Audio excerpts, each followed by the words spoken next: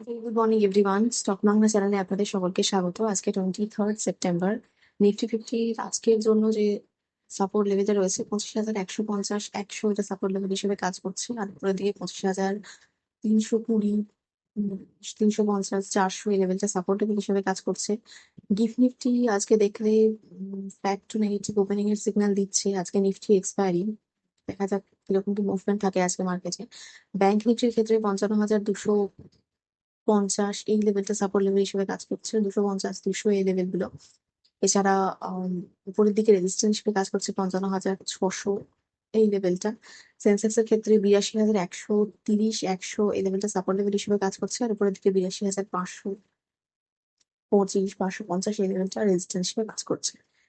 এছাড়া আইটি সেক্টরকে আমরা আগের দিন 2.95% পড়তে দেখলাম, যেটা এক্সপেক্টেড ছিল আর কি, যেহেতু H1B ভিসা নিয়ে অত একটা কাণ্ড হলো, তাই জন্য আইটি সেক্টরকে পড়তে দেখলাম। এর পরের দিকে আমরা দেখলাম যে বলা হচ্ছে যে যারা অলরেডি চলে গেছে ভিসা নিয়ে, তাদের ক্ষেত্রে এরকম কোনো ব্যাপার নেই, যারা নতুন তাদের ক্ষেত্রে। এবং ওই যে $1,00,000 দিতে হচ্ছে, সেটা একবারই দিতে হবে, পরের দিকে এইসব ব্যাপারগুলো আসে, কিন্তু তার আগে হঠাৎ করে এইরকম খবর আসাতে আইটি সেক্টর অনেকটা পড়ে গেল। এবার পরবর্তীকালে যে খবরটা দেখতে হবে, এইটাও শোনা যাচ্ছে যে ইউএস হায়ার অ্যাক্ট 2025 সেটা নাকি আসতে চলেছে। এখানে বলা হচ্ছে যে যে সমস্ত কোম্পানিরা আর কি বাইরে থেকে, মানে ইউএস এর বাইরে থেকে লোক আর কি হায়ার করছে বা করবে, তাদের নাকি 25% এক্সট্রা ট্যারিফ দিতে হবে। তো মানে ট্যাক্স দিতে হবে আর কি। আম, এরম যদি হয় তো হায়ারিং তো অফ হয়ে যাবে। সেই জন্য আমরা অলরেডি এমফাসিস, কোফর্জ, পারসিস্টেন্ট এই যে কোম্পানিগুলো আছে, এগুলোকে আমরা অনেকটা পড়তে দেখলাম আগের দিন। এবার পরবর্তীকালে আমাদের এগুলোর উপর ফোকাসও রাখতে হবে যে কি হয় আর কি। আম, ওই অ্যাক্ট আসে কিনা। এখনো পর্যন্ত জাস্ট এটা একটা রিপোর্টের মাধ্যমে একটা নিউজ রয়েছে, এখনো পর্যন্ত কিছু মানে অফিসিয়ালি আমরা কিছুই জানতে পারছি না, তবে আসতে পারে এইটা একটা ডাউট করা হচ্ছে। তো আপনারা অবশ্যই আইটি সেক্টরকে ফোকাসে রাখবেন, মানে সমস্ত কোম্পানিগুলোকে বলা হচ্ছে।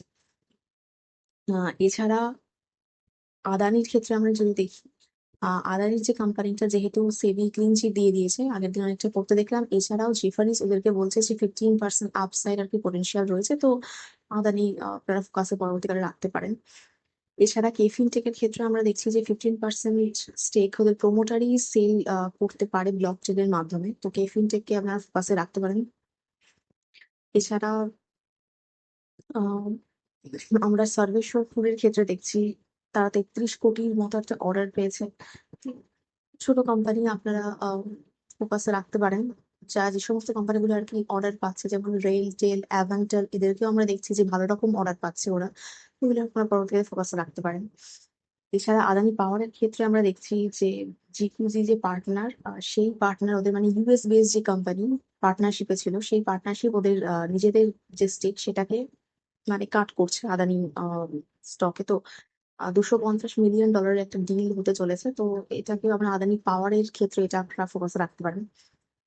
এছাড়া গার্ডেন রিচ শিপবিল্ডারের ক্ষেত্রে আমরা দেখলাম আগের দিন 6% টু 11% মুভ দিল আপওয়ার্ডে। তারা নাকি নতুন ভেসেলের অর্ডার পেয়েছে।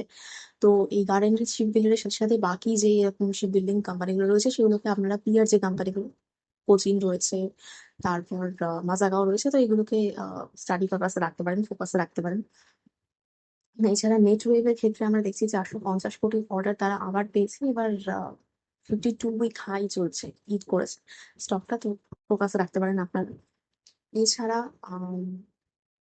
জিটিআরআই, যেটা মানে আমাদের গ্লোবাল ট্রেড রিসার্চ ইনস্টিটিউট, যেটা তার ক্ষেত্রে আমরা দেখতে পাচ্ছি যে বলছে যে ইন্ডিয়ার এই যে ট্যারিফ, যেটা ইউএস চাপিয়েছে 50% এই ট্যারিফ, তার এফেক্টটা আমরা এবার সেপ্টেম্বরের যে ট্রেড ডেটা সেটার উপর আর কি দেখতে পাবো। তো আমাদেরকে অবশ্যই ওই ডেটা ভালো করে দেখতে হবে যে কিরকম কি আসছে না আসছে, মেইনলি কোন কোন সেক্টরের উপর আর কি বেশি ইম্প্যাক্ট হলো। বিশেষ করে আমাদের টেক্সটাইল, জেমস, জুয়েলারি, এই সমস্ত সেক্টর গুলো দেখতে হবে যে কিরকম ভাবে কি এফেক্টেড হলো। তো তারপরে জানা যাবে যে অ্যাকচুয়ালি কতটা ইম্প্যাক্ট হচ্ছে এই ইউএস ট্যারিফটার জন্য, এটা রয়েছে। এছাড়া এরপরে নেক্সট আমরা যে জিনিসটার দিকে লক্ষ্য রাখবো সেটা হচ্ছে আরবিআই এর রেট কাট। ফেড তো অলরেডি রেট কাট করলো, সেক্ষেত্রে এক্সপেক্টেড যে আরবিআই হয়তো 25 বেসিস পয়েন্টের রেট কাট আবার করতে পারে। তো সেক্ষেত্রে সেটা যেমন নজর রাখতে হবে। সেটা করলে তো ইন্ডিয়ান মার্কেটের জন্য আবারও একটা গুড নিউজ। তো দেখা যাক হয় কিনা। এবার আগের দিন গ্লোবাল মার্কেটেও যদি আমরা দেখি মোটামুটি পজিটিভে ক্লোজ দিয়েছে। তো আজকে ইন্ডিয়ান মার্কেটে কিরকম কি মুভমেন্ট থাকে দেখা যাক। নিফটি এক্সপায়ারিও রয়েছে। আচ্ছা, এই খবরগুলো রয়েছে। এছাড়া জিও ফাইন্যান্সিয়াল এর ক্ষেত্রে আমরা দেখছি ওরা ফ্লেক্সি ক্যাপের একটা এনএফও লঞ্চ করতে চলেছে, আজকেই ওটা হচ্ছে। তো আপনারা খেয়াল রাখতে পারেন। এই রয়েছে। এছাড়া মুহুরত ট্রেডিং এর ক্ষেত্রে কালকে একটা নিউজ এসছে যে যেটা অ্যাকচুয়ালি 6টা থেকে 7টা মানে ইভিনিং স্লটে হতো, সেটা কিন্তু 1টা 45 থেকে 2টো 45, মানে আমি নর্মাল ট্রেডিং সেশনটার কথা বলছি, সেটা কিন্তু 1টা 45 থেকে 2টো 45 হচ্ছে এবারের জন্য। 21শে অক্টোবর যেটা হচ্ছে, অনেকটাই দেরি সেটা নয়, কিন্তু যেহেতু নিউজটা এসছে কি বলছি। এই রয়েছে আজকের মার্কেটের নিউজ। এছাড়া আমি ভিডিও এখানেই শেষ করছি। এইরকম ভাবে আজকে কোনো পজিটিভ ইম্প্যাক্ট সেরকম নেই, বলতে গেলে নেগেটিভ ইম্প্যাক্টই রয়েছে H1 ভিসা প্লাস ওই হায়ার অ্যাক্ট নিয়ে। তো দেখা যাক, আজকেও আইটি সেক্টর ফোকাসে থাকবে। তার সাথে সাথে শিপ বিল্ডিং যে স্টক গুলো সেগুলোকে ফোকাসে রাখতে পারেন, আদানি পাওয়ারকে ফোকাসে রাখতে পারেন। তো এই স্টক গুলোকে আপনারা দেখতে পারেন, আজকে স্টাডি পারপাসে লক্ষ্য রাখতে পারেন। তো আজকে আমি ভিডিও এখানেই শেষ করছি। প্লিজ আমার এই ভিডিওর উপর ডিপেন্ড করে কোনো ইনভেস্টমেন্ট করবেন না। আমি কোনো সেবি রেজিস্টার্ড অ্যানালিস্ট বা অ্যাডভাইসার নই। শুধুমাত্র এডুকেশন পারপাসে এই ভিডিও করা। দেখা হচ্ছে নেক্সট ভিডিও।